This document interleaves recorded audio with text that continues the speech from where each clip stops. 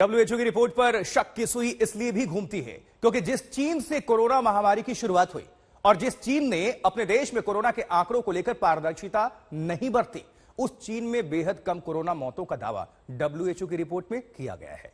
अब डब्ल्यूएचओ पर यह सवाल उठ रहे हैं, सवाल खड़े हो रहे हैं कि क्या उसने चीन के दबाव में ऐसा किया और क्या इन आंकड़ों के जरिए सेलेक्टिव होकर भारत को जानबूझकर टारगेट किया जा रहा है।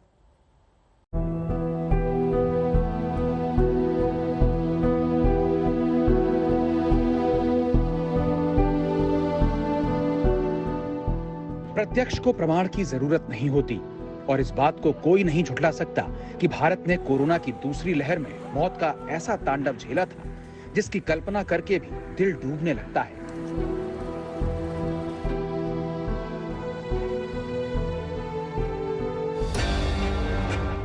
लेकिन ये मानना मुश्किल ही नहीं, नामुमकिन है कि दुनिया की 1/3 कोरोना से मौतें भारत में हुई।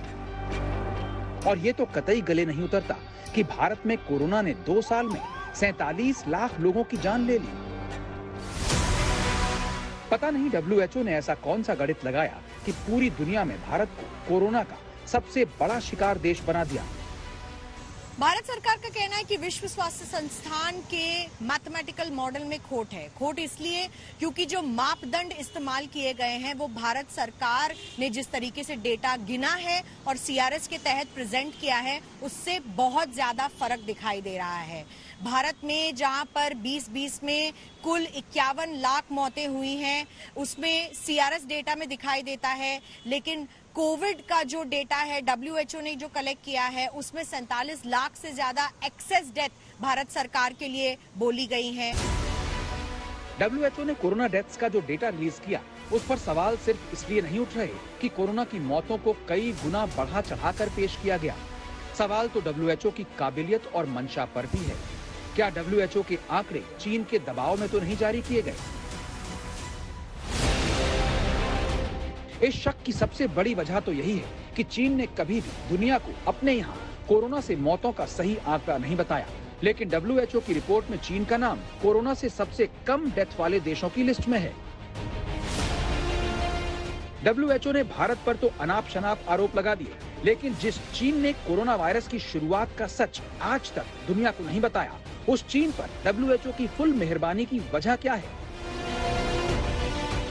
जिस चीन ने जीरो कोविड पॉलिसी के नाम पर अपने नागरिकों को पकड़ पकड़ कर बंधक बनाया और जबरदस्ती टेस्ट किए, डब्ल्यूएचओ को उस चीन में कोरोना से सबसे कम मौतें क्यों और कैसे दिखी? भले ही डब्ल्यूएचओ ने अपनी रिपोर्ट में चीन पर कोई सवाल नहीं उठाया, लेकिन भारत डब्ल्यूएचओ के चाइनीज प्रोपेगेंडे पर चुप नहीं बैठेगा, सवाल जरूर उठाएगा।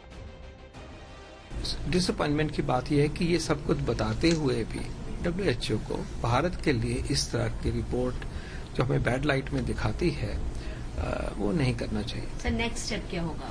डब्ल्यूएचओ से भी बात करेंगे और जो हमारे अपने सिस्टम से robust, systematic, transparent, independent data आता है वो हम सारी दुनिया के सामने और अपने देश के सामने रखेंगे। भारत में कोरोना से कितनी मौतें हुई इसका सर्टिफिकेट कम से कम उस डब्ल्यूएचओ से तो बिल्कुल नहीं चाहिए जो आज तक कोरोना वायरस के स्रोत का पता नहीं लगा पाया, जबकि पूरी दुनिया चीन की वुहान लैब को इसका जिम्मेदार मानती है। जिस डब्ल्यूएचओ पर चीन की कठपुतली होने का आरोप लगता है, उस डब्ल्यूएचओ पर शक क्यों न किया जाए कि उसके आंकड़े चीन के दबाव में जारी किए गए? चाइना का डेटा जो देखिए हमेशा चाइनीज सिस्टम के साथ थोड़ा मन में डाउट रहता है कि वो कितना ओपन है, कितना मैनिपुलेटेड है।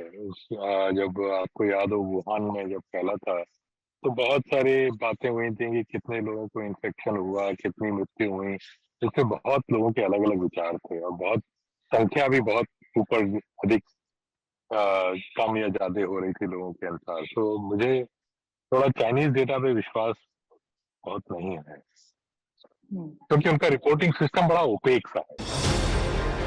तो जिस डब्ल्यूएचओ की क्षमता ही कटघरे में हो, उसके किसी दावे पर यकीन करना मुश्किल हो जाता है। जो डब्ल्यूएचओ कोरोना को महामारी घोषित करने में लेट हो गया था, जो डब्ल्यूएचओ कोरोना से मौत की परिभाषा तय करने में असफल रह गया था, जो डब्ल्यूएचओ ठीक से जांच किए बिना ही कोरोना की उत्पत्ति को लेकर चीन को क्लीन चिट दे चुका है, उस डब्ल्यूएचओ के आंकड़ों पर भरोसा किया भी जाए तो कैसे? चाइना से कोई डेटा बाहर नहीं आता और उसकी कोविड की क्या स्थिति है वो इंफॉर्मेशन भी चीन की सरकार दबाए रखती है। ऐसे में विश्व स्वास्थ्य संस्थान का जो डेटा है, जिसमें भारत में सबसे ज्यादा कोविड की मौतें हो सकती है ये बताया गया है, इस पर कई बड़े सवाल खड़े होते हैं। जब चाइना अपना डेटा नहीं शेयर करता तो क्यों WHO उनसे कोई सवाल नहीं करता? दिल्ली में मिलन शर्मा के साथ आज तक ब्यूरो।